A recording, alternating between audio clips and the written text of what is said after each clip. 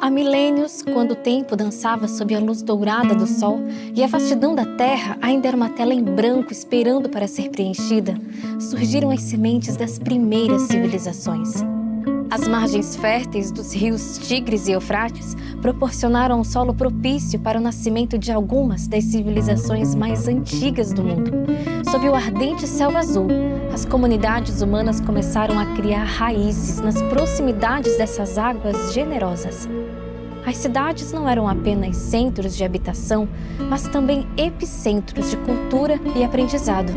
Nesse período inicial, a humanidade começou a traçar seu caminho complexo, lançando as bases para futuras civilizações que floresceriam em diferentes partes do globo. As margens dos rios Tigre e Eufrates viram não apenas a ascensão de grandes impérios, mas o nascimento da escrita, da lei e de uma rica herança cultural que ecoaria pelos séculos vindouros.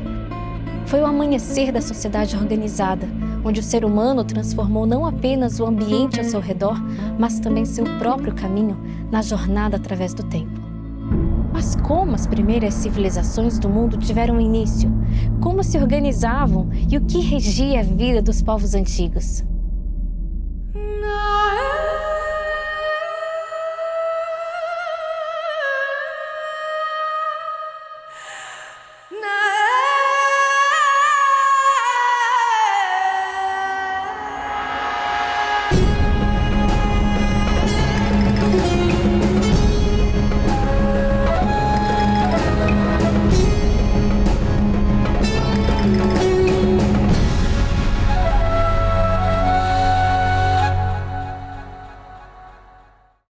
Hoje, provavelmente, você se levantou, se arrumou, saiu de casa para mais um dia de trabalho e se deparou com um cenário extremamente comum, composto de carros, prédios e comércios. Quem mora no campo, mesmo que não enfrente uma corrida diária no trânsito ou no metrô das grandes cidades, todos os dias se depara com um cenário comum aos seus olhos. E assim, independente de onde você more, todos nós damos forma ao que comumente chamamos de sociedade. Uma sociedade é um grupo de pessoas que vivem juntas e compartilham normas, valores, costumes e, geralmente, organizam-se de alguma forma para realizar atividades em conjunto, como trabalho, educação e lazer. Essas sociedades em conjunto vão dar forma a um sistema organizacional invisível, conhecido desde a antiguidade como civilização. Esse formato em que povos do mundo inteiro foram se moldando, se aglomerando e se organizando é tão óbvio e comum que nem paramos para pensar no mundo fora desse processo. Mas como isso começou?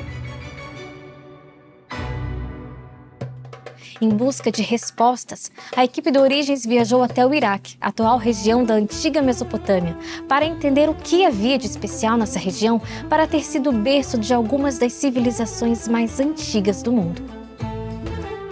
Mesopotâmia é uma palavra de origem grega que significa terra entre rios. Trata-se de uma região desértica, localizada justamente entre os rios Tigre e Eufrates, região que hoje corresponde ao Iraque. A Mesopotâmia é considerada por muitos como um dos berços da civilização, já que por aqui emergiram diversos povos e impérios durante a Antiguidade, como os Sumérios, os Acádios e os Babilônios.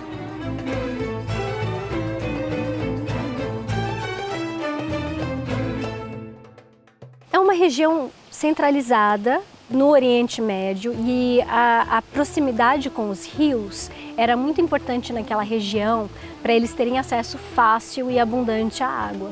Então os primeiros povos, as primeiras civilizações, elas cresceram ao lado desses rios. Tanto a Mesopotâmia, com os seus 2 rios, você tem 3 grandes civilizações, os Sumérios primeiro, e depois os babilônios e os assírios, sempre entre esses 2 rios. Para mim, uma civilização é uma constelação de grandes e pequenas tradições que são transmitidas de uma geração a outra, que tem certos centros de poder. E existem algumas civilizações antigas principais, civilizações complexas que surgiram e se desenvolveram, e todas elas começaram em vales fluviais. Na Mesopotâmia, temos o Tigre e o Eufrates. No Egito, temos o Nilo. Na Índia, temos o rio Indo. E na China, temos o rio Amarelo. Essas civilizações surgiram à medida que o poder foi se concentrando em um centro. E esse poder, no caso da Mesopotâmia, acredita-se que se concentrou, de acordo com alguns antropólogos, porque eles precisavam controlar e administrar a água. E essa necessidade de controlar a distribuição da água para os agricultores exigia organização. Os primeiros a estruturar isso na Mesopotâmia foram, na realidade, os sacerdotes. E assim, os templos foram muito importantes como um lugar para ajudar com isso. E, eventualmente, a partir daí, surgiu o primeiro rei da Mesopotâmia. E isto aconteceu por volta de 3.500 anos antes de Cristo. Então estamos falando de muito tempo atrás.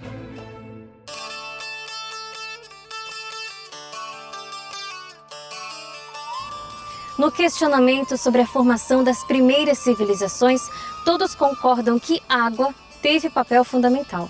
As margens férteis dos rios, especialmente numa região desértica, possibilita a agricultura e, consequentemente, a vida. As cidades mesopotâmicas eram verdadeiros testemunhos do domínio hidráulico. As águas dos rios Tigres e Eufrates e suas margens férteis criavam um contraste com as terras secas da região. Foi nas planícies alagadiças da Mesopotâmia que as cidades começaram a se erguer, cada tijolo de argila como um testemunho da habilidade humana de transformar a natureza. As civilizações que passaram por aqui aprenderam a controlar o fluxo das águas com diques, canais de irrigação e represas para otimizar o uso na agricultura. Isso permitia colheitas mais abundantes e regulares e, claro, tornava a área extremamente desejável. Essas pessoas sabiam como encontrar água. E não se esqueça de que eles viviam em uma região muito seca do mundo. Eles sabem onde a água pode ser encontrada, quer seja por saber onde estão as nascentes. As nascentes são pontos de saída naturais de água em certos lugares, e eles queriam controlar isso e saber onde estavam. E eles também conhecem plantas que têm água em suas raízes, e também construíram cisternas para coletar água. Então, eles sabiam muito bem como encontrar, onde localizar e como proteger a água. Muitas vezes, eles tinham acampamentos perto de locais com água, e por sua vez, eles precisavam proteger esses locais de água para suas famílias, porque muitas vezes havia alguma disputa, como você pode imaginar.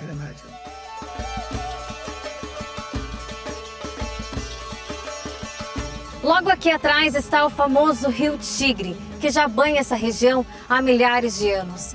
Tanto o Tigre como o Eufrates são famosos por sua fertilidade. Essas águas já viram impérios se levantarem e caírem, estados se erguerem e colapsarem. Por meio dessas águas foi possível o surgimento das primeiras civilizações e até hoje são importantes em uma área de importância religiosa, cultural, econômica e comercial. Então, uma terra que é estratégica e tem acesso à água é o principal. Em alguns locais, as pessoas tiveram que escolher entre uma posição estratégica e acesso à água. Então, a Mesopotâmia não tem esse problema. Você tem tanta água em tanta abundância que eles podiam usar os dois, combinar a estratégia com a quantidade de água. Babilônia e Nínive também foram cidades que se utilizaram dos rios para criar canais em volta da cidade, para proteger a entrada da cidade. Então você não conseguia se aproximar da cidade sem atravessar esses canais, que cercavam, como um poço dos castelos, a fossa dos castelos medievais. Eles também usaram essa técnica.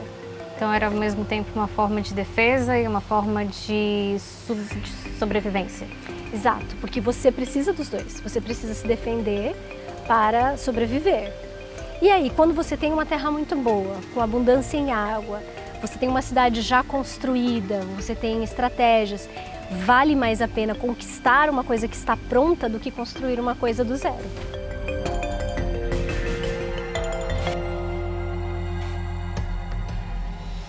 Ao estudar a história, é possível ver o início e queda de cada civilização. Embora haja discussões entre os pesquisadores sobre as datas exatas, algo que todos concordam é que os primeiros foram os sumérios. A origem exata dos sumérios continua um mistério. Apesar de haver diferentes teorias para explicar de onde eles vieram, os estudiosos não têm uma resposta definitiva, já que as evidências arqueológicas e históricas sobre as origens dos sumérios são limitadas, algo que acrescenta uma camada de complexidade à história antiga da Mesopotâmia. Talvez uma das contribuições mais importantes dos sumérios seja o início da escrita, como explicamos no episódio anterior. Um legado que reverberou através dos séculos. Mas por conta de disputas territoriais, os sumérios foram conquistados pelos acádios, que criou o primeiro império mesopotâmico sob uma administração centralizada na figura do rei Sargão I, que se auto-intitulava o governante dos 4 cantos do mundo. Os acádios foram conquistados pelos amoritas, também conhecido como o primeiro império babilônico, cujo rei mais famoso foi Hammurabi. Os amoritas foram dominados pelos assírios por volta do ano 1200 a.C., que deram início a uma grande expansão territorial, criando o maior império de toda a Mesopotâmia. Os assírios foram conquistados pelos caldeus, também chamado de Segundo Império Babilônico, reino do famoso rei Nabucodonosor II.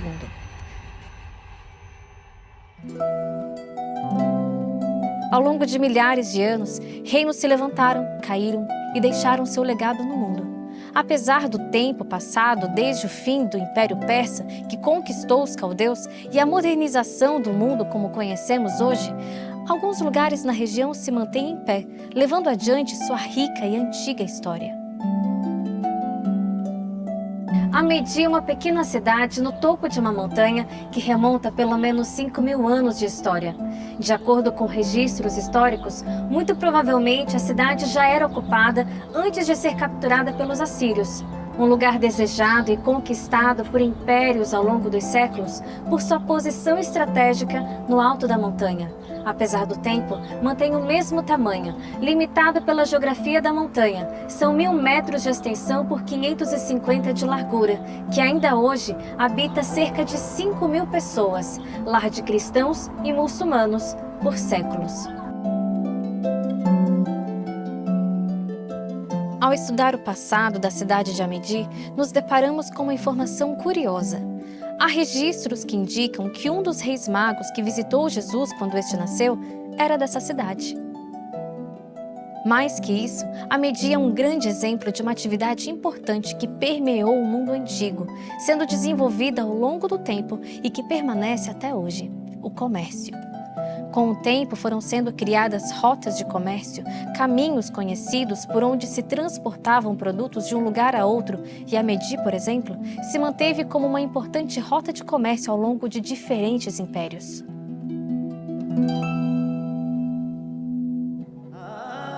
Ao longo da história, a única entrada para a cidade era por meio de 2 portões, Zebart Gate e Bardnan Gate. Não se sabe a história exata dos 2 portões, mas é seguro dizer que foram construídos não apenas como uma estratégia de defesa, mas também como uma rota de comércio. Esse era o principal caminho que conectava Amedi com Mossul, Sinjar e até mesmo Bagdá.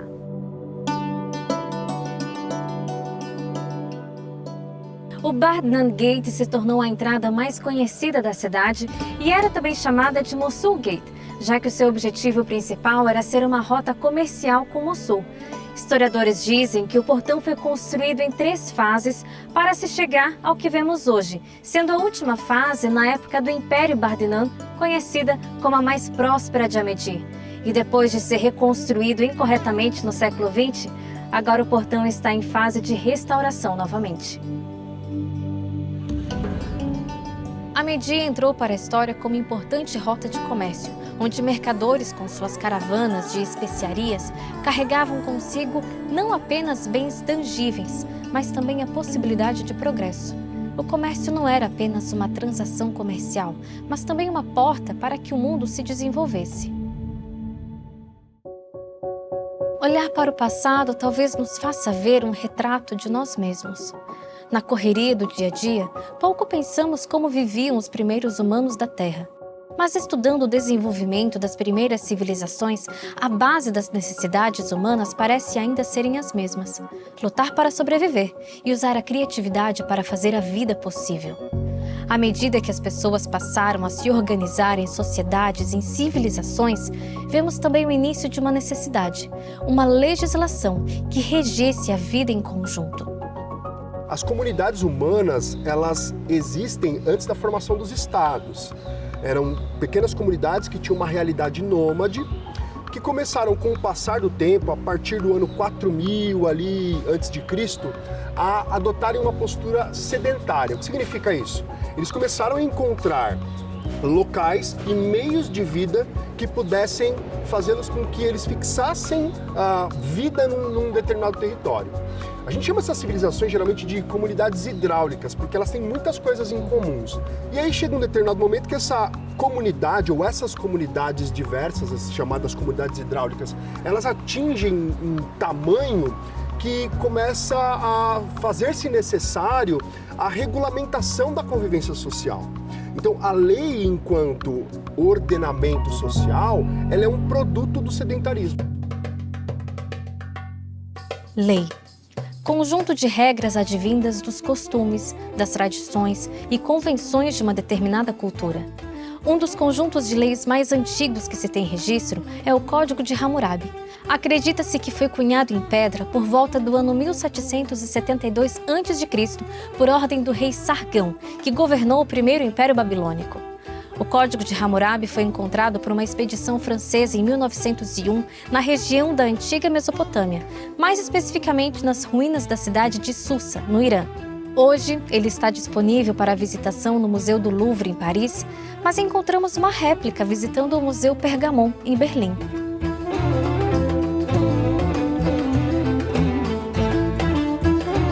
O Código de Hammurabi é conhecido como o primeiro conjunto de leis da história e vigorou na Mesopotâmia quando Hammurabi governou o primeiro Império Babilônico, entre 1792 e 1750 a.C. Esse código se baseava na lei do talião, conhecida pela expressão olho por olho e dente por dente, que punia o criminoso de acordo ao crime cometido. Esse é o primeiro registro de um código jurídico escrito que passou a ordenar as relações sociais entre os habitantes do primeiro Império Babilônico, substituindo a tradição oral que ensinava as leis de geração para geração.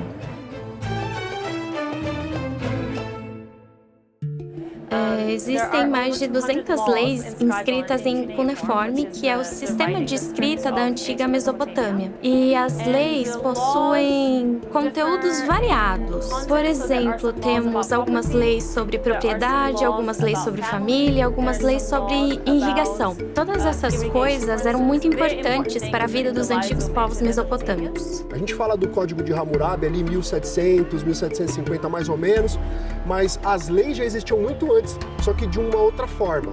Hammurabi ele inova por quê? Porque ele registra. A ideia era que essa lei fosse criada, fosse cunhada numa pedra e ficasse à mostra para que todos contemplassem e pudessem ou pleitear ali algum direito ou exigir do Estado alguma coisa. Só que antes desse registro histórico físico, né, escrito, a lei já existia de modo oral. As próprias leis do Código de Hammurabi, elas são o registro escrito de uma realidade oral transmitida de geração em geração. A lei de Hammurabi é famosa atualmente por seu conteúdo violento.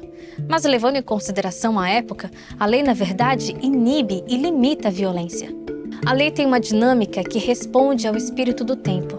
As leis de Hammurabi não podem ser aplicadas hoje, mas se observamos diferentes conjuntos de leis ao longo da história, é possível ver algo em comum: o desejo do ser humano de viver em um estado de ordem.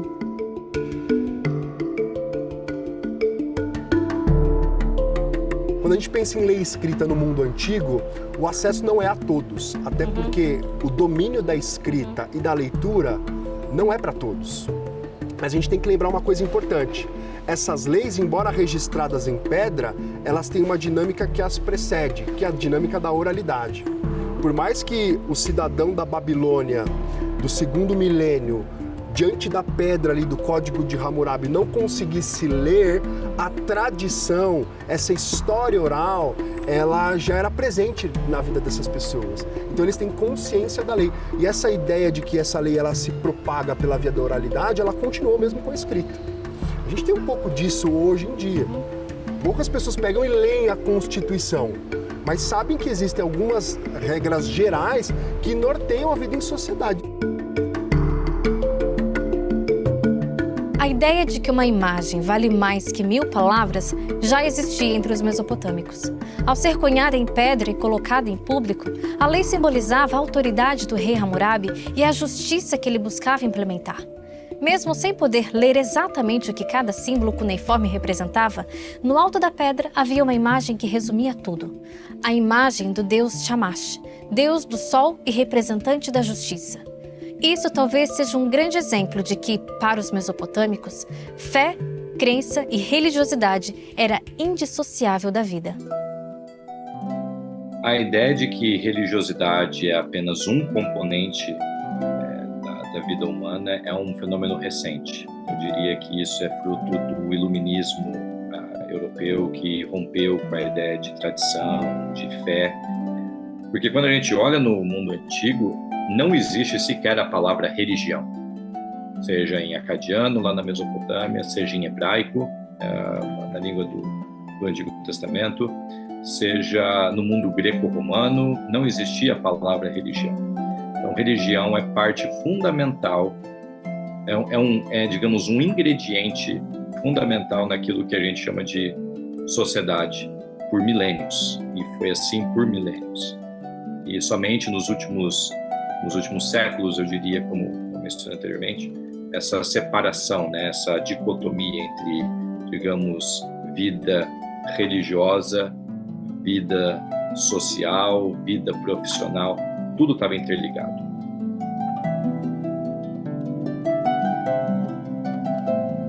Na Mesopotâmia, era fácil ver a unidade, a integralidade da vida com aspectos considerados religiosos. Fosse para escolher os meses de plantio, o adubo a ser usado, o alimento a ser preparado, tudo estava relacionado com alguma divindade. Os templos eram os centros administrativos e religiosos de uma sociedade, onde mercadorias entravam e saíam, e onde toda a vida da sociedade era regulada.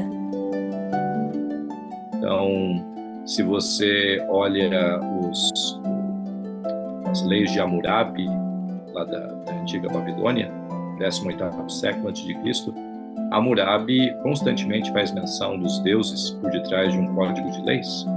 Então, ele começa o seu código de leis falando de como os deuses estavam por detrás de conceder a ele, e o principal deles, o deus da justiça, o deus Shamash, dando a ele a capacidade de reinar, de administrar, de julgar todo aquele povo, né? Então, assim, o direito totalmente enraizado numa ideia de religiosidade, ou não distinto de uma ideia de religiosidade. A agricultura, a gente poderia falar aí de família totalmente comum, mesmo aqueles que não podiam ter acesso a um templo por morarem distantes ou não serem parte de uma família sacerdotal. A religião do dia a dia, seja com estatuetas, seja com pequenos objetos para que as pessoas fizessem suas orações. Tudo isso, digamos assim, é parte do DNA humano. E seres humanos sempre tiveram uma inclinação para a religiosidade. A organização desses povos, com suas descobertas e invenções na busca por fazer a vida possível, levou à criação de sistemas que até hoje influenciam a forma como nós vivemos. Mas isso já é assunto para outro episódio.